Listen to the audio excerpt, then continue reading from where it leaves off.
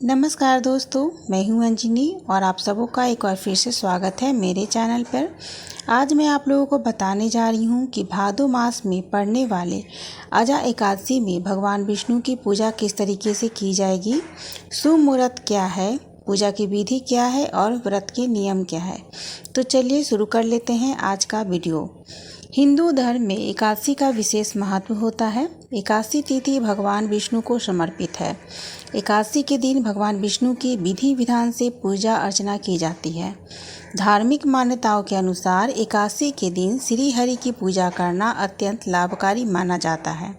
कहते हैं कि एकादशी व्रत रखने वालों को सभी पापों से मुक्ति मिलती है और सभी सुखों को भोग कर अंत में वह विष्णु लोक को जाता है।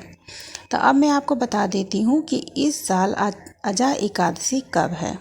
अजा एकादशी व्रत भाद्रपद मास के कृष्ण पक्ष की एकादशी को रखा जाता है। इस साल यह तिथि 3 सितंबर शुक्रवार को पड़ रही है। अब हम अजा एकादशी का शुभ मुहूर्त जान लेते हैं। 2 सितंबर को एकादशी तिथि सुबह 6:21 पर प्रारंभ होगी, जो कि 3 सितंबर को सुबह 7:44 पर समाप्त हो जाएगी। व्रत का पारण होगा 4 सितंबर शनिवार को सुबह 5:30 से सुबह 8:23 तक। अब व्रत की विधि जान लेते हैं। सुबह जल्दी उठकर स्नान आदि से निवृत्त हो जाएं। घर के मंदिर में दीपक प्रज्वलित करें। भगवान विष्णु का गंगा जल से अभिषेक करें। भगवान विष्णु को पुष्प और तुलसी दल अर्पित करें। अगर संभव हो तो इस दिन व्रत रखें। भगवान की आरती करें। भगवान को भोग लगाएं। इस बात का विशेष ध्यान रखें कि भगवान को सिर्फ सात्विक चीज़ों का भोग लगाया जाना चाहिए। भगवान विष्णु के भोग में तुलसी दल को जरूर शामिल कीजिए।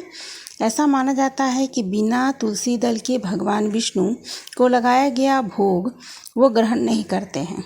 इस पावन दिन भगवान विष्णु के साथ माता लक्ष्मी की भी पूजा करें। इस दिन भगवान का अधिक से अधिक ध्यान करें। अब मैं आपको बता देती हूँ कि अजा एकादशी के दिन क्या क्या करना चाहिए। तो अजा एकादशी के दिन सुबह उठकर आप स्नान कर लीजिए। उसके बाद एकादशी के दिन दान का जो होता है विशेष महत्व होता है, तो गरीबों या ज़रूरतमंद को दान जरूर दीजिए। अगर संभव हो सके तो एकादशी के दिन गंगा स्नान भी कीजिए।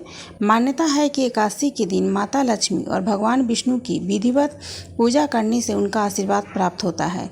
विवाह के लिए एकादशी के दिन केला या हल्दी का दान जरूर करें। तो अब हम अजा एकादशी की व्रत कथा सुनेंगे, क्योंकि अगर आप व्रत करते हैं तो आपको इसकी कथा जरूर पढ़नी और सुननी चाहिए। पौराणिक काल में भगवान श्री राम के वंश में अयोध्या नगरी में एक चक्रवर्ती राजा हरिश्चंद्र नाम से हुआ करते थे। राजा अपनी सत्यनिष्ठा और ईमानदारी के लिए प्रसिद्ध थे। एक बार देवताओं ने इनकी परीक्षा लेने की योजना बनाई।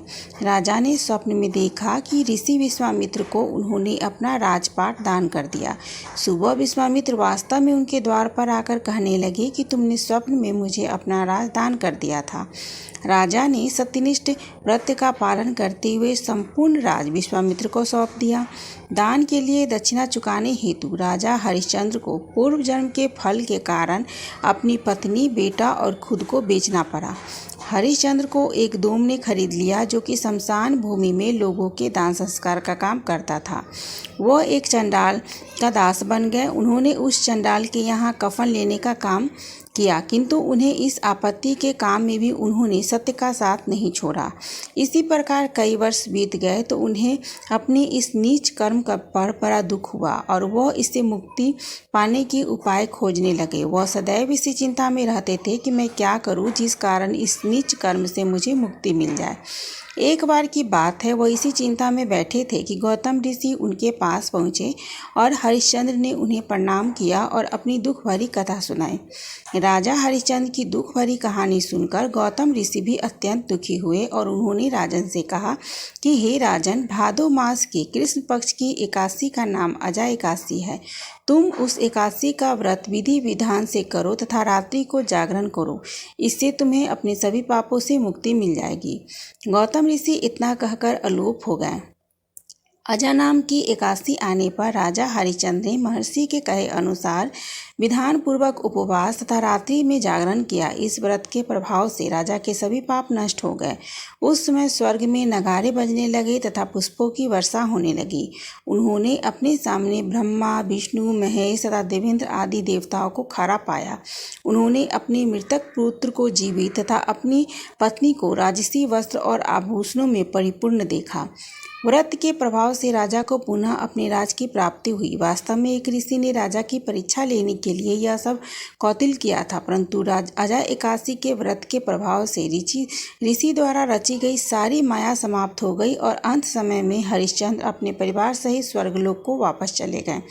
हे राजन, यह सब अजा एकादशी के व्रत के का ही प्रभाव था। जो मनुष्य इस उपवास को विधि विधान से करते हैं तथा रात्रि में जागरण करते हैं, उनके सभी पाप नष्ट हो जाते हैं और अंत में वे स्वर्ग को प्राप्त करते हैं। इस एकादशी व्रत की कथा के सावन मास से ही अश्वमेध यज्ञ के फल की प्राप्ति हो जाती है। तो दोस्तों, ये है अजा एकादशी की कथा, जिसे करने से बहुत सारे पापों से मुक्ति मिल जाती है। तो अगर आप लोगों को मेरा ये वीडियो पसंद आए तो इसे लाइक और शेयर ज़रूर कीजिएगा और मेरे यूट्यूब चैनल को सब्सक्राइब कर लीजिएगा।